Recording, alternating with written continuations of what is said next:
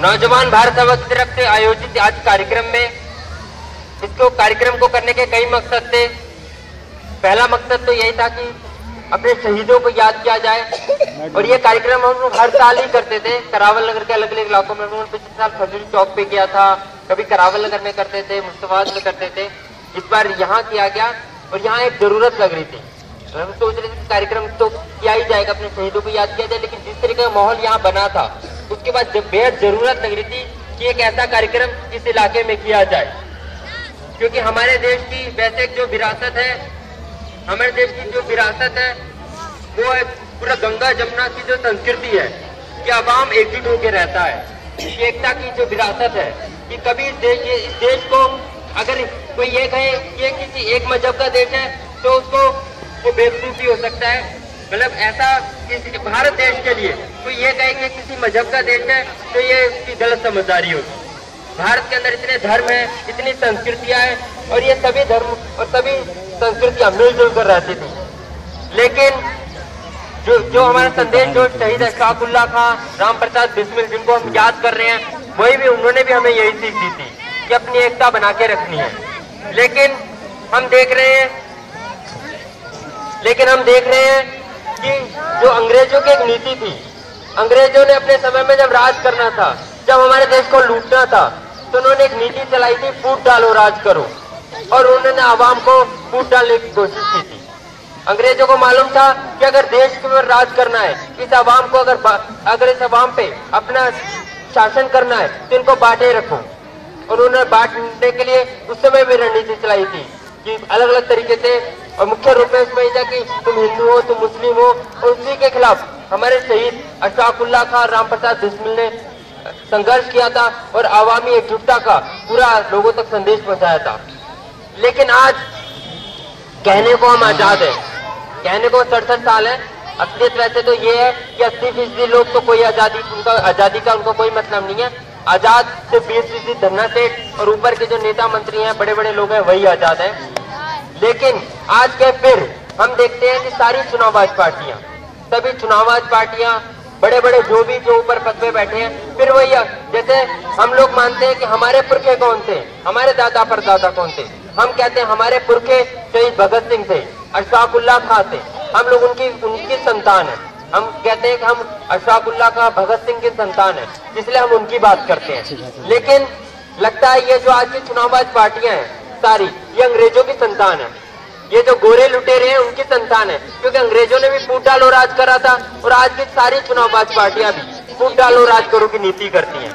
ये भी जानते हैं कि हुकूमत कायम रखनी है, अगर सरमाएदारों को, पूंजीपतियों को हुकूमत कायम रखनी है तो लोगों को बांटे रखो, धर्म के नाम पर, जाति के नाम पर, क्षेत्र के नाम पे अलग अलग तरीके से बांटे रखो।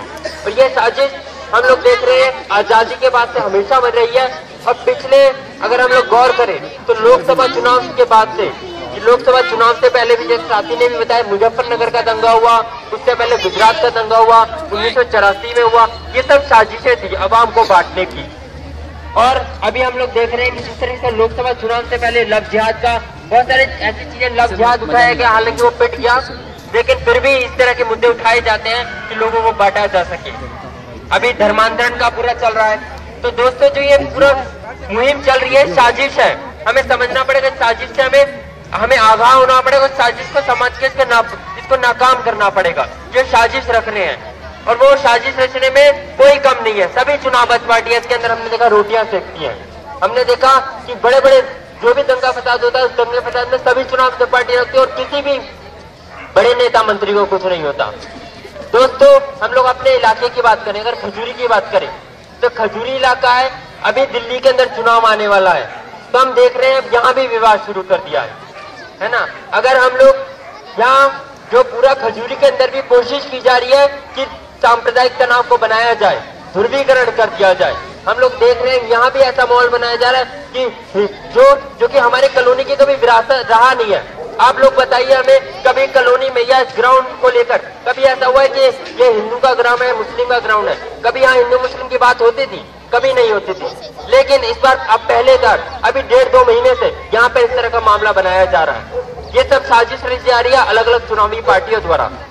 हमारे इलाके के अंदर जो उसका एक मुद्दा बनाया जा रहा है, उसका विवाद क्या है मैं उसको एक बार बता दूं। 2 कारण है हमारे इलाके में, खजूरी इलाके के अंदर जो तनाव के 2 कारण है उसके, क्योंकि बहुत सारी अफवाहें चलती हैं कि कोई कहता नहीं ऐसा है कोई वैसा है। बहुत सारे स्रोतों से, बहुत सारे विश्वसनीय लोगों से जो पता चला वो 2 कारण है हमारे खजूरी में जो तनाव के चल रहे हैं। पहला कारण ये मंच है, ये रामला का जो मंच बना हुआ है, अगर ये विवाद का कारण नहीं होता तो शायद हम लोग वहां कार्यक्रम कर रहे होते, लेकिन विवाद का कारण है इसलिए हमें मजबूरी में यहाँ काम करना पड़ा। डीडीए ने लिखा प्लीज आप कार्यक्रम कीजिए, आपको पूरी इजाजत है लेकिन मंच में मत कीजिएगा। प्रशासन की भी तरफ से अनुमति मिल गई है लेकिन मंच नहीं कर पाए। मंच का विवाद क्यों है? मंच से किन लोगों को, मंच क्यों विवाद का कारण बना?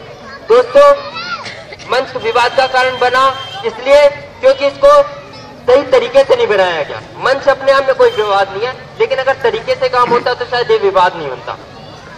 देखिए, आप लोग कॉलोनी में रहते हैं, जानते होंगे कि यहाँ पे रामला हो रही है, कई वर्षों से रामला होती है। रामला होती है, हम सभी लोग भागीदारी करते हैं, भाई रामला होती है, कॉलोनी के सभी हिंदू मुस्लिम भाई आके बैठते हैं, सब देखते हैं। लेकिन पहली बार ऐसा हुआ, ये भी एक तथ्य है कि रामलीला पहले जब भी होती थी, रामलीला में हमेशा स्टेज लगा के होती थी या फिर मिट्टी उठी रहती थी, उस पर रामलीला हो जाती थी। पहली बार रामलीला से पहले मंच बनाया गया, ईंटों का पत्थरों को जोड़ के मंच बनाया गया।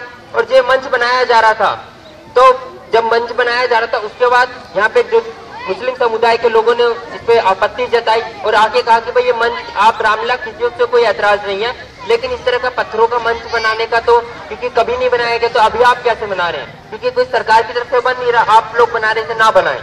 तो उस समय जब ये विवाद हुआ तो उसके बाद उसमें उस पूरे विवाद जब बढ़ने लगा, तो यहाँ पे जो मुझे जानकारी मिली है कि यहाँ के एसएचओ थे, जिससे पहले एसएचओ थे, अभी योगेंद्र जी ठोकर देख रहे हैं, उससे पहले एसएचओ थे, एसीपी थे, वो आए और उन्होंने ये बात कही कि ठीक है अभी मंच बनने दिया जाए, कोई बात नहीं। मंच ये क्योंकि ये जो रामलीला के आयोजक थे उनका ये कहना था कि हम लोग मंच अभी हमारा बनने दीजिए, टेम्परेरी मंच है, ये कच्चा मंच बना रहे हैं, कैसे ही जब रामलीला हो जाएगी तो ये मंच हटा दिया जाएगा। इस बात पे तय हुआ, एसीपी ने भी कहा कि हाँ ठीक है, जब रामलीला हो जाएगी तो ये मंच हटा दिया जाएगा, अभी बनने दीजिए। इस पे जो दूसरे समुदाय के लोग थे वो मान गए, कह रहे ठीक है कोई नहीं, रामलीला होती है तो हम लोग भी देखते हैं, अब ये मंच बनने दीजिए। स्टेज बनाया गया, पत्थरों का मंच बन गया, रामलीला हुई। रामलीला में हम ही सब लोग भागीदारी करते हैं, हम लोग सबने देखी। लेकिन रामलीला होने के बाद जो बात तय हुई थी कि मंच हटना चाहिए, वो नहीं हुआ, मंच वहीं बना रहा। तो उसके पूरा उस पर फिर विवाद बढ़ा कि भाई मंच क्यों नहीं हटाया जा रहा। तो हालांकि जो पता चला है कि जो एसएचओ थे पहले वाले और एसीपी थे उनको हटा दिया गया, उनका तबादला कर दिया गया। फिर अब नए एसएचओ आ गए, नए एसीपी आ गए, वो कहते हैं कि हमें इस विवाद से हम नहीं जानते पहले क्या तय हुआ था, है ना। हम लोग तो सीधे सीधे भाई जो अब चल रहा है उसी में है। तो देखिए ये किस तरह की एक पूरी तरह से वो थी, किस तरीके से लोगों को कि लोगों की जो एक बात तय हुई थी, जो लोग दोनों समुदाय ने बात तय करी थी, उस बात देखने से पीछे हटा गया।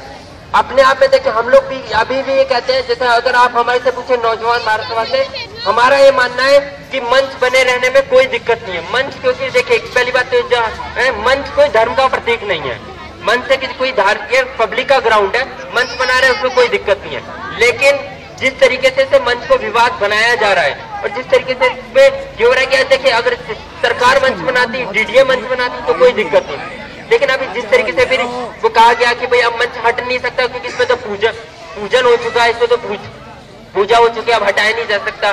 तो ये अपने आप में ना, और फिर उसके बाद इस तरह हुआ कि मंच पे क्या कहते हैं भाई कोई कुछ नहीं कर सकता। जब इस तरह का एक माहौल बना कि मंच पे और कुछ कार्यक्रम नहीं होगा, तो ये इससे तो एक समुदाय नाराज हो गई ना कि मंच पे क्या सिर्फ एक ही लोगों का कार्यक्रम होगा।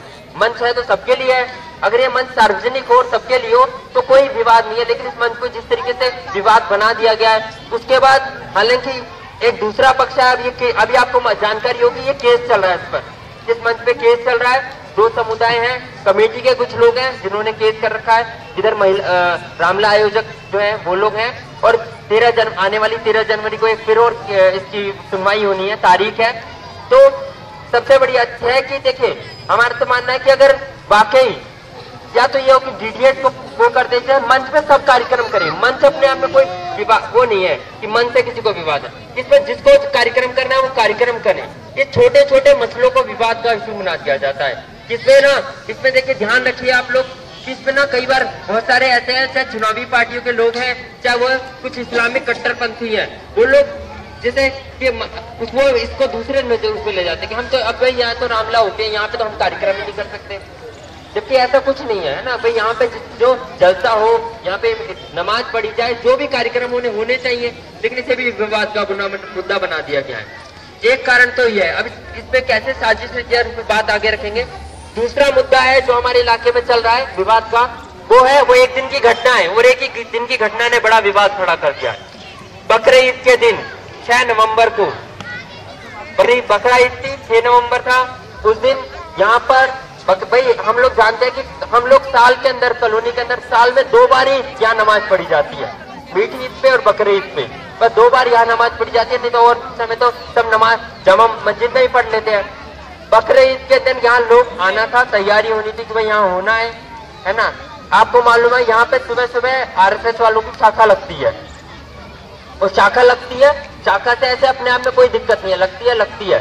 लेकिन जब बकरा ईद के दिन शाखा लगनी थी, वो नमाज भी होनी थी, तो उससे पहले हालांकि वैसे तो देखिए ये वैसे कि आपसी सहमति की बात है कि भाई उनका एक इतना बड़ा मुस्लिम समुदाय का इतना बड़ा त्योहार है ना, उस त्योहार के अंदर अगर एक दिन शाखा नहीं लगती तो उससे कोई कुछ गुनाह नहीं हो जाता, कुछ होना नहीं था।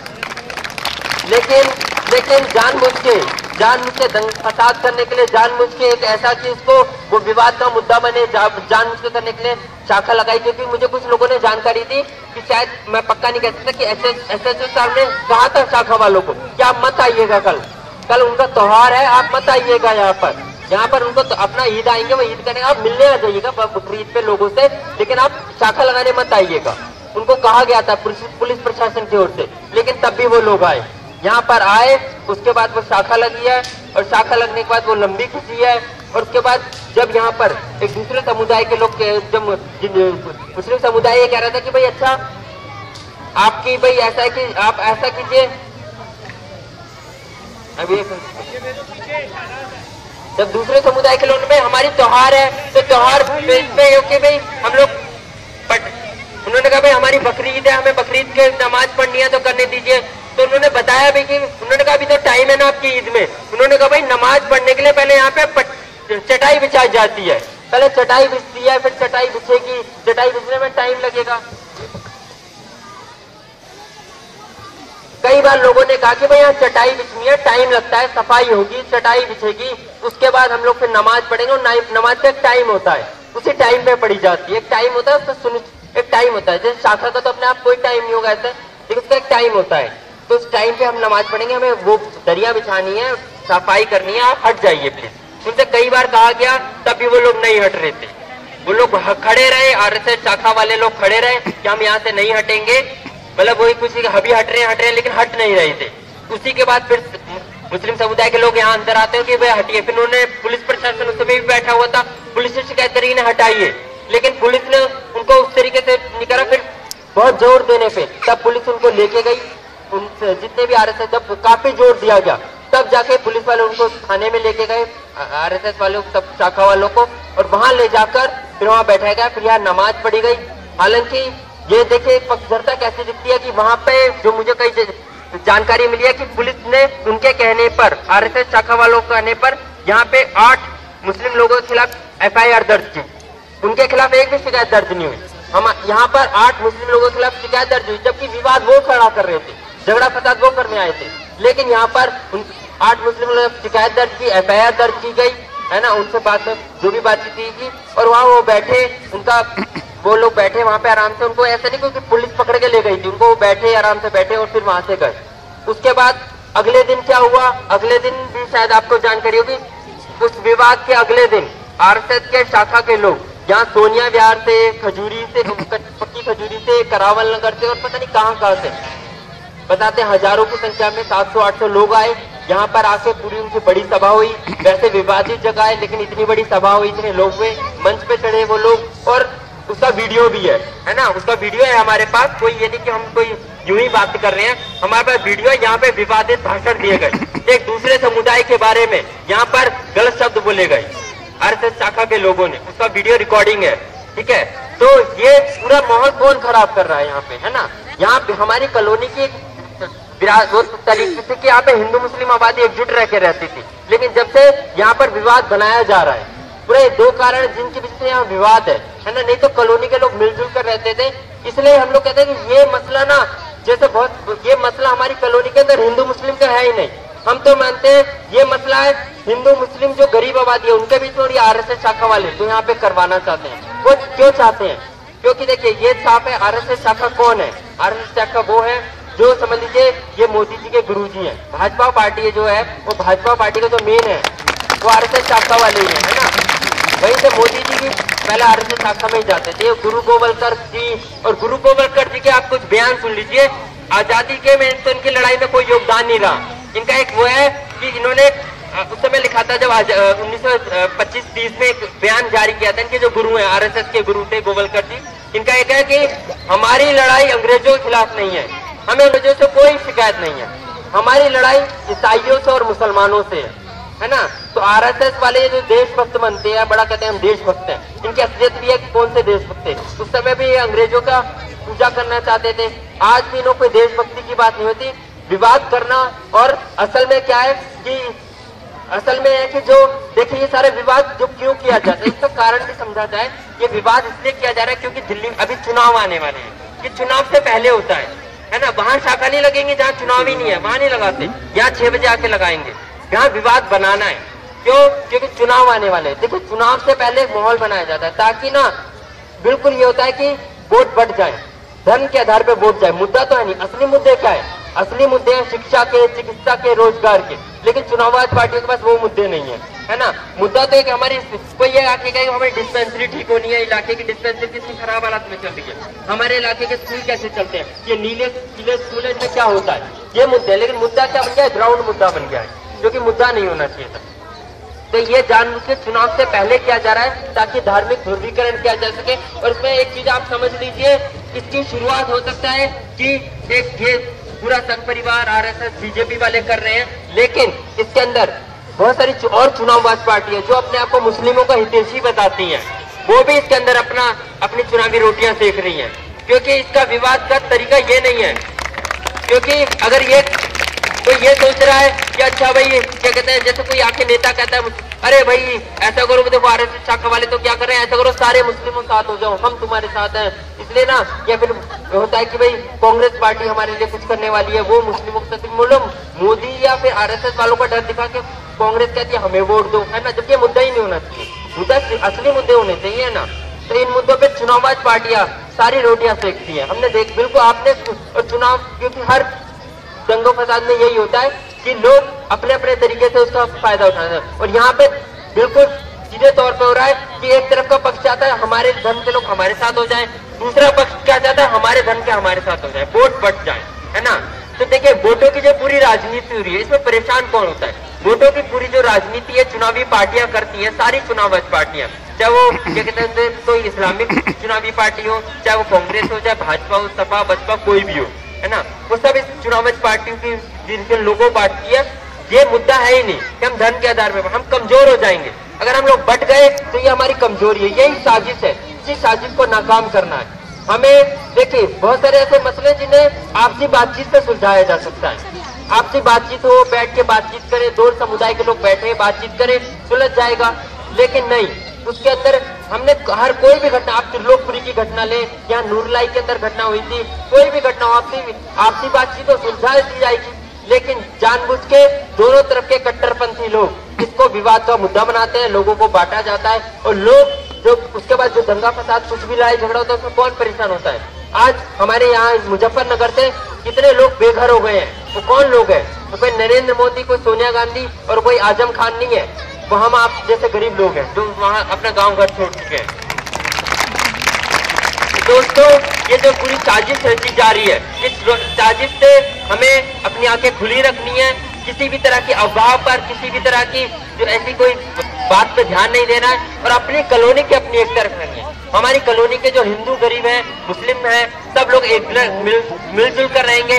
और जो हमारे असली मुद्दे हैं कि हम लोग मिलजुल कर इस चीज के लिए लड़े ना, कि मिलजुल के तरफ जो भी आए नेता मंत्री, यहाँ भी चुनाव होगा, चुनाव में जो भी एमएलए के लिए आ रहे हैं उनसे कहे भाई आप हमारी ये मांगे बताइए, ये करेंगे कि नहीं करेंगे? जो हमारे इलाके की डिस्पेंसरी ठीक कराओ, किसका लिखित वादा करके जाओ हमारे से। हमारे इलाके के जो और मुद्दे हैं वो लिख के दो, हमें जो पूरा फंड आता है उस फंड का हिसाब दिया जाए। पूरा ये विवाद जो चला, इस विवाद से तो हम कहेंगे एक दूसरे रूप में जो हमारे पुलिस साथी बैठे ये लोग भी परेशान है ना, कि मैं थाने में कई चक्कर लगाने पड़े इसकी परमिशन लेने के लिए, जहाँ आज हम लोग कार्यक्रम कर पाने हैं। हम बहुत प्रोग्राम में हमारा नाटक नहीं हो पाया, क्यों? क्योंकि हम प्रोग्राम की तैयारी नहीं कर पाए थे। क्यों? क्योंकि पुलिस एसएचओ सर ने कई चक्कर लगवाए हमसे, फिर डीडीओ ऑफिस गए, आईटीओ डीडीओ ऑफिस तक गए, वहां जाके हमें मिली, है ना। और अभी अगर इस विवाद की वजह से तो कि पुलिस वालों को यहाँ पे रात में भी सोना पड़ता है, अगर विवाद ही ना हो तो वो भी ये लोग अपने अपने दिन से अपने घरों में सोए, अपनी ड्यूटी करें, लेकिन ये विवाद बना रखा है, वो लोग भी परेशान है। तो ये विवाद जो लोग बना रहे हैं उनको पहचानना होगा कि कौन लोग हैं जो इसको विवाद बनाना चाहते हैं, और उसके खिलाफ हमें हल्ला बोलना पड़ेगा।